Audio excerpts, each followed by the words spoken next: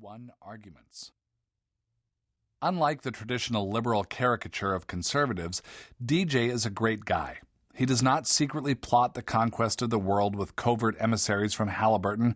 He doesn't fly into a murderous rage at the mention of any member of the Clinton family, and rarely, if ever, does he roll around naked in mounds of gold coins stolen from third world families. He's a good husband, good father, and a patient golf partner.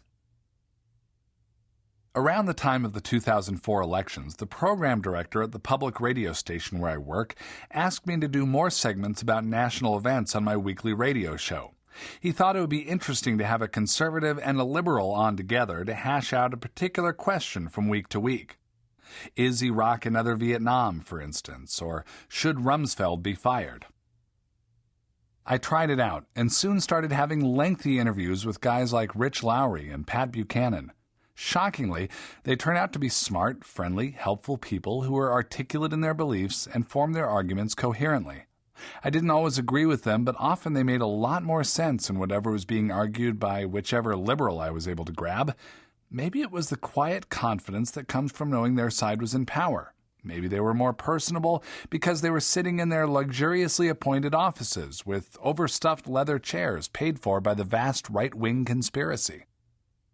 A pipe full of good tobacco, smoked while not being encumbered by oppressive anti-smoking laws and hypersensitive liberals, and a snifter of brandy would make anyone a nice guy. Meanwhile, liberals sitting in stiff metal chairs in their makeshift storefront offices, constantly being detained and severely beaten by Patriot Act-enabled government enforcers, could hardly be expected to compete in the friendliness department. But maybe, I thought, all those righties are confident because they're actually right. As I reassessed my view on the conservative universe, I remembered Morgan Spurlock's movie Supersize Me. If all that McDonald's food was able to so radically transform Spurlock's body, what would a massive, concentrated amount of conservatism do to someone's brain? Is liberalism like a liver or a kidney, and will it just shut down after a while? Or could it be possible to switch?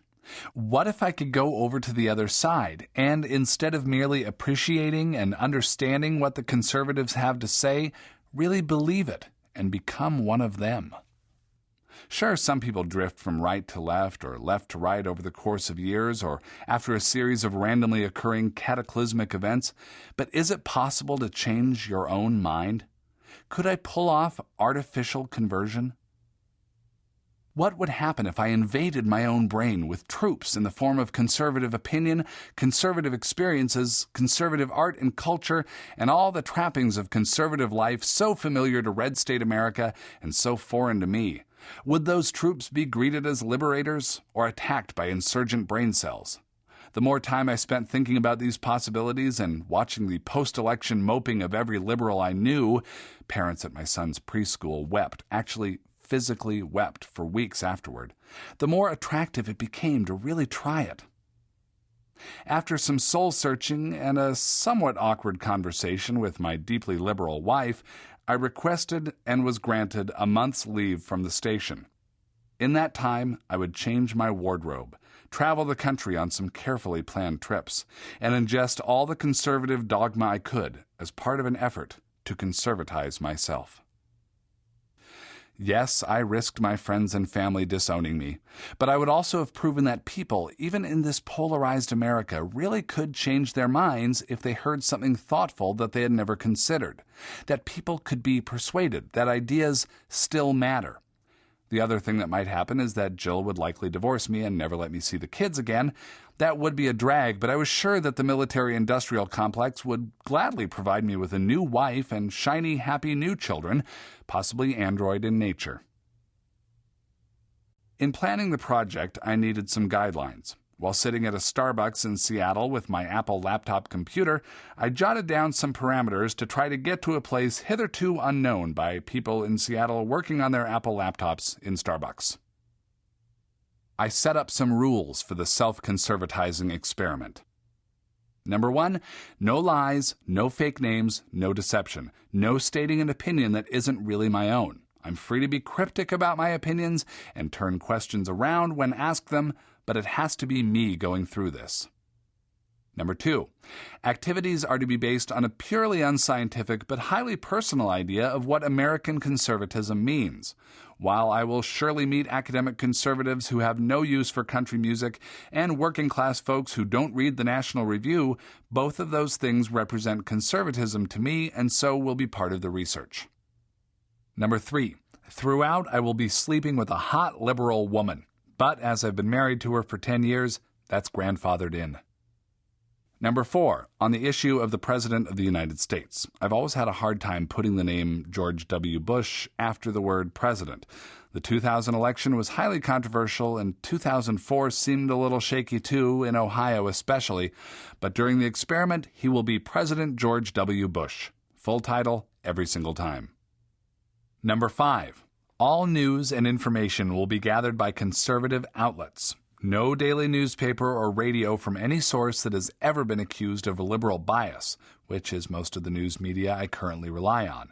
When something happens in the world, I will find out about it through the filter of conservatism.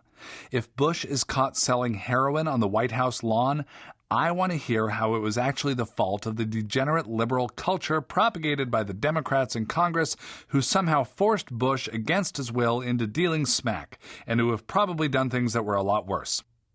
And then someone would bring up Monica Lewinsky. Nothing goes into my head without conservative context. Number 6, no talking politics with liberal friends. If the subject comes up, I must literally put my fingers in my ears and say la la la.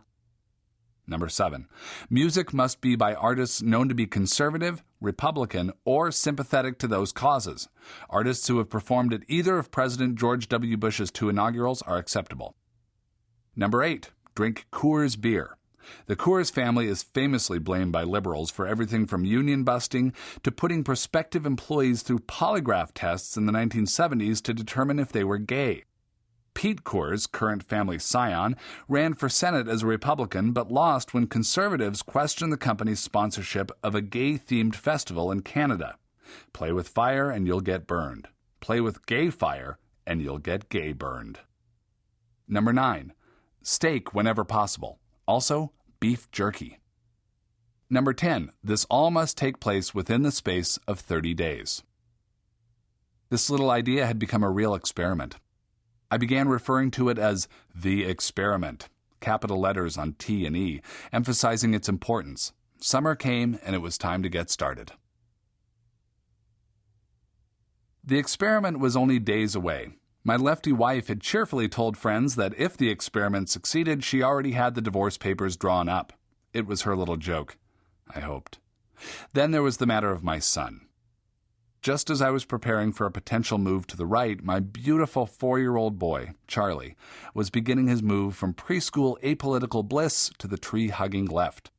We had received a fundraising letter in the mail from the Sierra Club, and because it had animals on it and Charlie loves animals, he wanted to know what the letter was all about. Jill told him that President George W. Bush and his friends want to drill for oil in Alaska, and these people who sent us the letter want to stop them because they're afraid it will hurt the animals. So, Charlie asked, why did they send us a letter? Because they want us to give them money so they can use it to try to stop Bush from drilling up there, Jill explained. Charlie went right for his piggy bank, emptied out the $11 he had to his name, and said, "Here, I want to send this to them. I want to save the animals." And with that solemn pledge, my son became a member of the Sierra Club. They sent him a tote bag and everything. So, as Charlie headed down the road of lefty activism, I was ready to join up with President George W. Bush, Jerry Falwell, and the Wall Street Journal editorial page. It was time to get dressed. Jill and I sat on a luxuriously padded bench in the posh men's suits department at the Nordstrom department store in downtown Seattle. Besides being my hometown, Seattle is the birthplace of Nordstrom, which existed originally to help outfit people who were heading off on great adventures to Alaska to search for gold.